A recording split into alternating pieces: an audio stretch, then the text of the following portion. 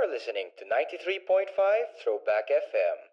Here's Sharon Cuneta with Between Walang Ningning.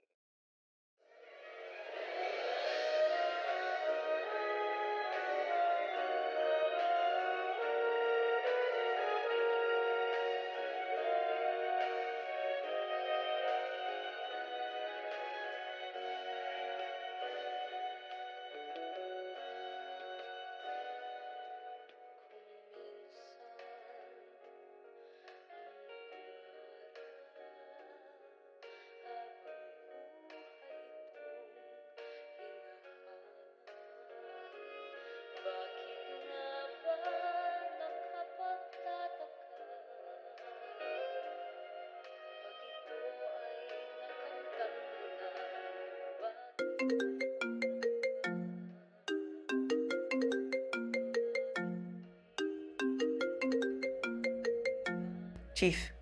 Santiago, all systems go na bukas. Antayin mo lang si Santos sa office. Sila Sanchez na bahala mag-escort sa kanya papasok. Copy po, Chief. Mahusay yan si Santos na yan. Baka siya pa magturo sa'yo paano gawin ang trabaho mo.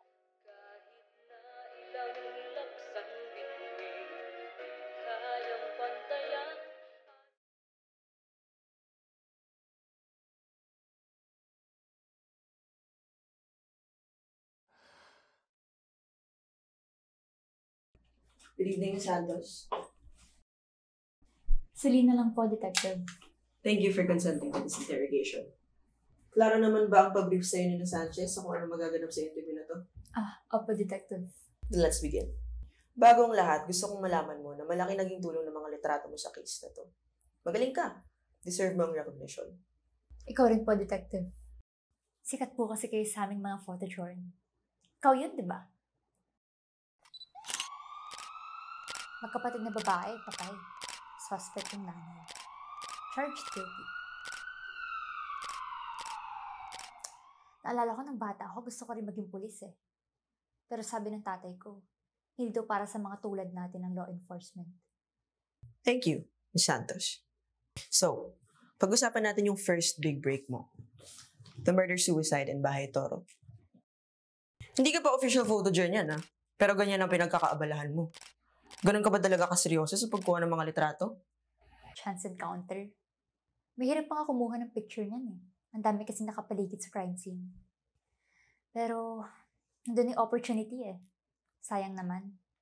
Lalo na, wala pang pulis sa area nun. Mahusay. Lalo na para sa amateur photographer. Pero sana, hindi mo muna ginalaw yung ebidensya. Pero kung ako yung nasa posisyon mo, hindi naman siguro yung gagawin ko. Kung di lang ako sanay makakita ng ganyan, hindi ko rin mapapansin na tampered yung evidence. Pero anything for the perfect shot, di ba?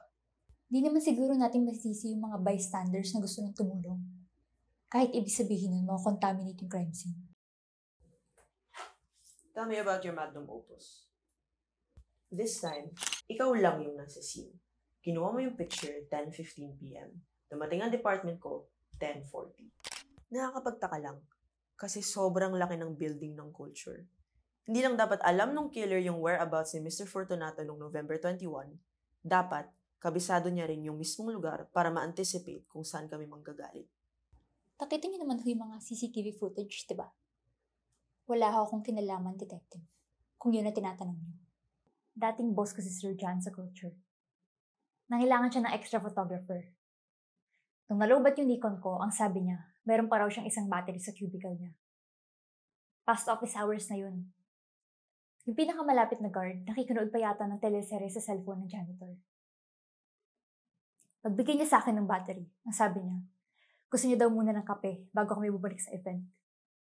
Sumaglit lang naman ako sa labas para kumuha ng tubig.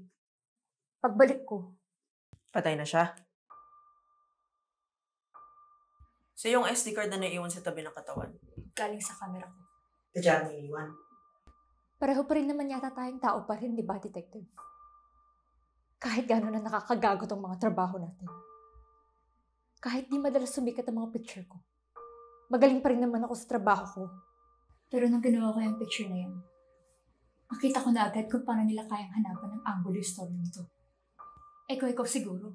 Iiwan mo rin naman yung SD card sa takot na ikaw pagbintangan, di ba? Pero naisip ko, Picture ko pa rin naman yan. Ako ang kumuha. Ako ang may-ari. Salamat na lang ho siguro sa pag-public clear sa pangalan ko. Pareho lang naman yata tayo naghahanap ng next big break natin. Diba, Detective? Yan ang dahilan kung ba't ka magaling, Miss Santos. Kaya mo mag-isip tulad nila. Ano ba pinagbumukha mo sa akin, Detective? Kumalma ka, Miss Santos. Balikan na lang natin yung nangyari. Pagtanggal mo ng SD card,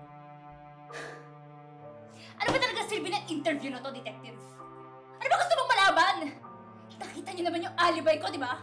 pero nakakapagtaka. Kasi lahat sila agad-agad naniwalang inosente ka. Dahil ba sa itsura mo? Dahil babae ka? Pero hindi laging ganun kasimple ang mga investigation, di ba? Alam mo yan. Hindi ba dapat ang mga pulis ang nagsasabi sa inyo ng detalye ng mga krimen? Ano ba talagang gusto niyo sa akin, Detective? Gusto mo kong umamin na may kinalaman ako sa pagpatay?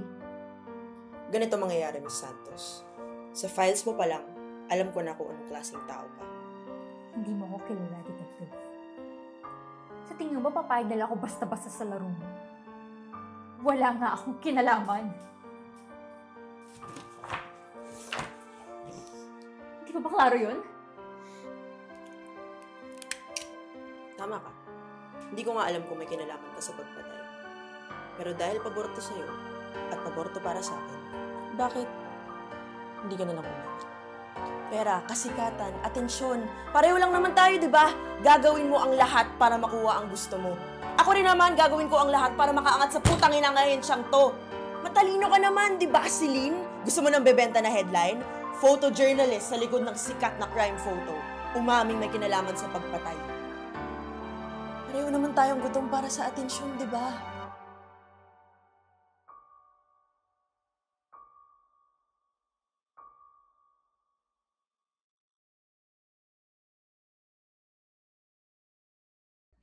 Good evening, Santos. Hindi ka pa official photojournal yan, ha? Pero ganyan ang pinagkakaabalahan mo. Mahirap pa nga kumuha ng picture niyan eh. Ang dami kasi nakapaligid sa crime scene. Patay na siya.